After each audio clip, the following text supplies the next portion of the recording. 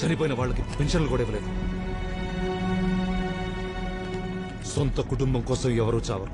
అలాంటిది నేతాజీ సుభాష్ చంద్రబోస్ పిలిచిన ఒక్క పిలుపు, మీరు నాకు రక్తం ఇవ్వండి నేను మీకు స్వతంత్రం ఇస్తాననే ఒక్క పిలుపుకి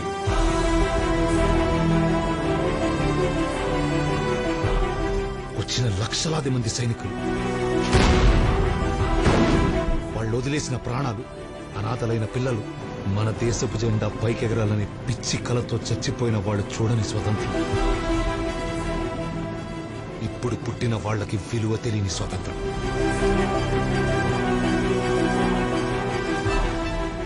గాంధీ గారు, నెహ్రూ గారు తప్పన్న ఉద్దేశం కాదు.